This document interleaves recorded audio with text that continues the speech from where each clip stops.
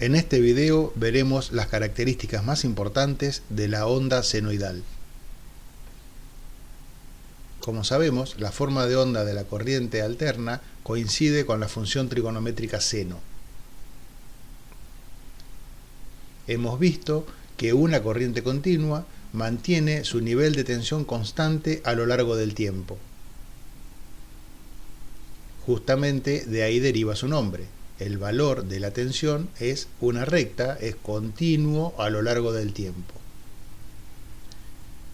En el caso de la corriente alterna, esto no ocurre, porque los valores de tensión van modificándose continuamente a lo largo del tiempo. Pero esa modificación no es azarosa, sino que sigue la forma de la función trigonométrica seno.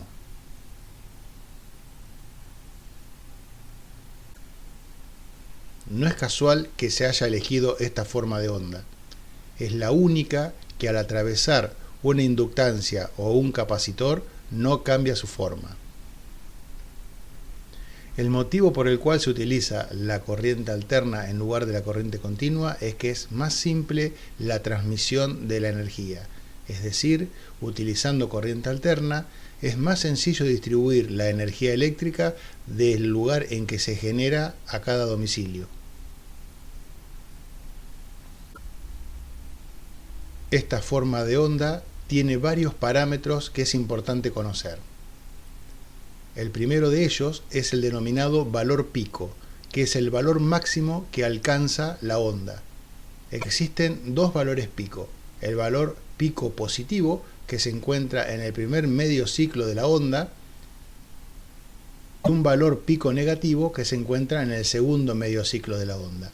Es decir, que por cada ciclo completo tenemos dos valores pico, uno positivo y uno negativo.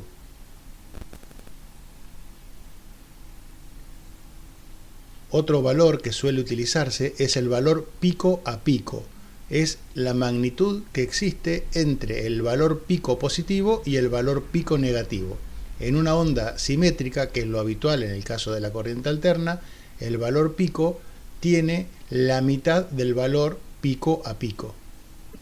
O lo que es lo mismo, el valor pico a pico tiene una magnitud que es el doble del valor pico. Otros dos parámetros importantes y que están relacionados entre sí son el período y la frecuencia.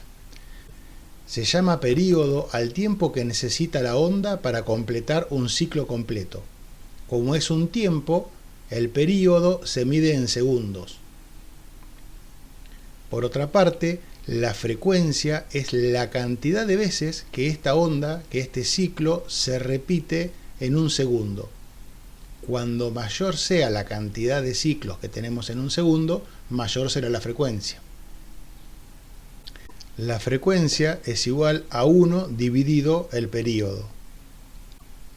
Y el período es igual a 1 dividido la frecuencia.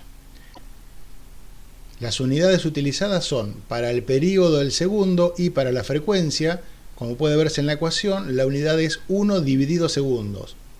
Esa unidad tiene un nombre y se llama Hertz. Uno de los valores más importantes que tiene una tensión alterna es su valor eficaz. Dado que la tensión varía con el tiempo, los efectos de esta tensión sobre un elemento resistivo también variarían. Supongamos que tenemos un resistor conectado a una tensión alterna. La frecuencia de esta supuesta tensión alterna es muy baja, por lo tanto podemos medir la temperatura en el resistor a lo largo del tiempo. Si realizamos ese experimento, veríamos que el resistor comienza a calentarse hasta alcanzar una temperatura máxima y luego, cuando comienza a disminuir el valor de la tensión, la temperatura del resistor iría bajando hasta llegar a cero si fuera lo suficientemente lento. En el semiciclo negativo ocurre lo mismo. La temperatura comenzaría a aumentar, alcanzaría un valor pico hasta volver a cero. Y esto se repetiría continuamente, dado que la onda es periódica. Ahora bien, cuando esto ocurre con mucha velocidad, el resistor no tiene tiempo de calentarse y enfriarse, sino que por la inercia térmica del mismo mantiene una temperatura constante.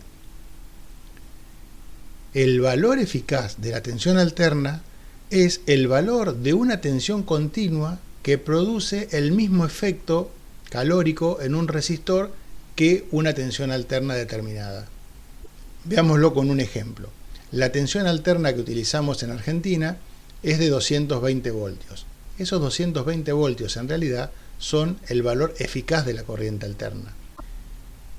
Quiere decir que si uno conecta un resistor a esa tensión alterna de 220 voltios, los efectos sobre el mismo van a ser equivalentes que si lo hubiéramos conectado a una corriente continua de 220 voltios.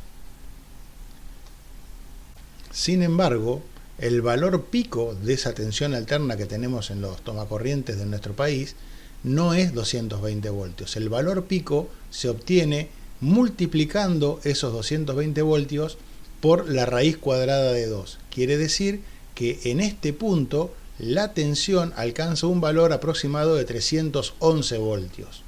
Lo mismo ocurre en el semiciclo negativo, pero con el signo contrario. Tenemos una tensión eficaz de 220 voltios y una tensión pico de menos 311 aproximadamente. De la misma manera podemos obtener el valor de la tensión pico a pico. Como habíamos visto antes, la tensión pico a pico es 2 veces el valor pico. Por lo tanto, podemos obtenerlo multiplicando el valor pico por 2. Por último, el valor instantáneo es el valor que toma la tensión alterna en cada instante de tiempo.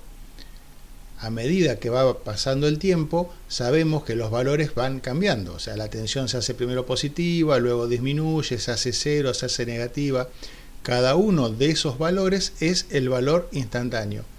Obviamente, el valor instantáneo depende del tiempo. No se puede decir que una tensión de 220 voltios de valor eficaz tiene tal o cual valor instantáneo, sino que tiene tal o cual valor instantáneo en tal instante de tiempo. Por ejemplo, en este momento el valor instantáneo es mayor que en este otro. El valor instantáneo siempre va a ser mayor al valor eficaz en cualquier momento que miremos la onda, excepto en el punto en el que la tensión vale 0, en cuyo momento coinciden el valor instantáneo con el valor eficaz.